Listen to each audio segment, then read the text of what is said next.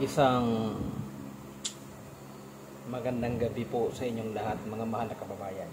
So ito po, iwan ko pa kung bakit ang itong isang kababayan po natin, iwan ko pa, parang galit na galit siya sa INC eh.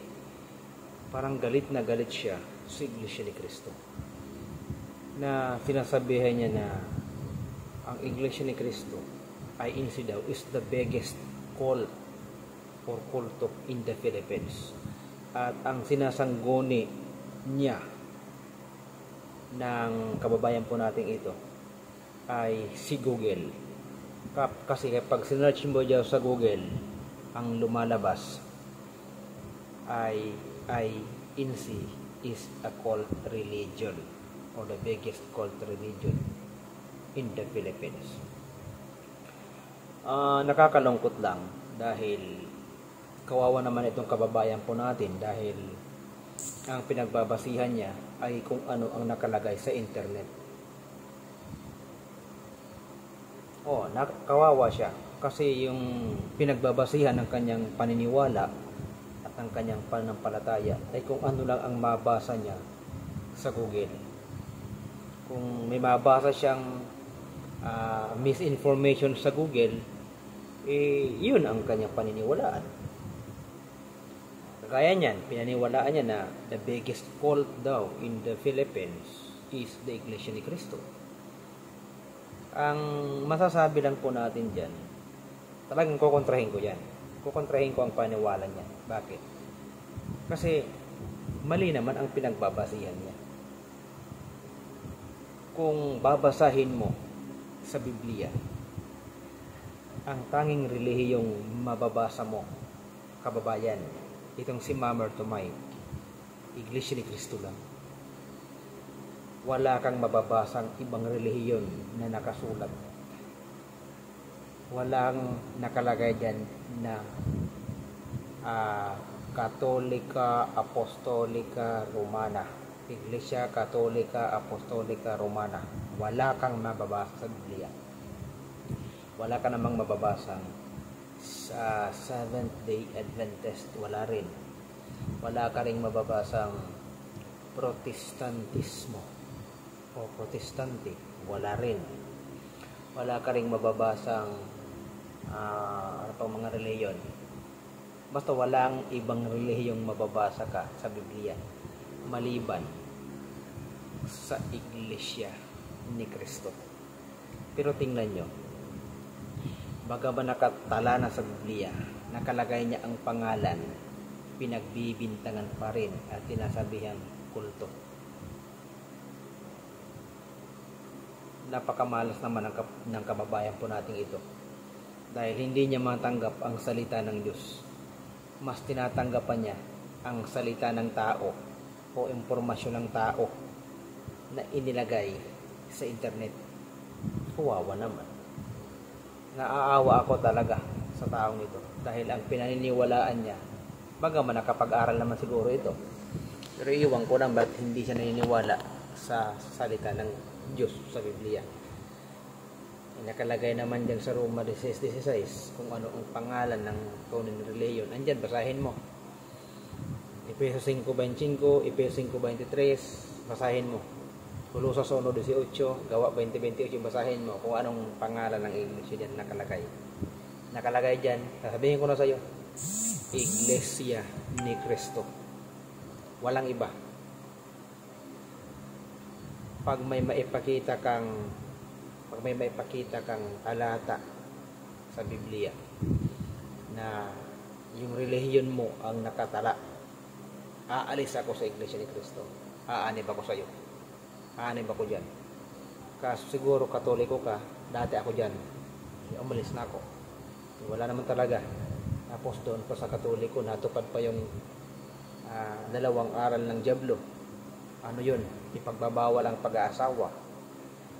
Tapos ibabawal ang pagkain ng lamang kati o karni sa mga araw na bawal. Dalawa ang aral ng dyablo na natupad sa kanila. Hindi ito paninira ha, pero nakalagay sa Biblia. Kaya nga umalis ako dyan. O ano yung relihiyon na nagbabawal mag-asawa? Hindi ba bawal mag-asawa ang Papa? Di ba bawal mag-asawa ang pari? Di ba bawal mag-asawa ang madre? Alam nyo kaninong aral yan? Sa Diablo. Kanino natupad? Sa inyo. Tapos sasabihin nyo, Iglesia ni Cristo is the biggest cult in the Philippines. Ang masasabi ko dyan, ang masasabi ko lang, idiwaw, sana all. Naniniwala ka sa salita ng tao, but you don't believe in the words of God written in the Bible. Kawawa ka. Tama nga naman ang nakalagay sa Biblia.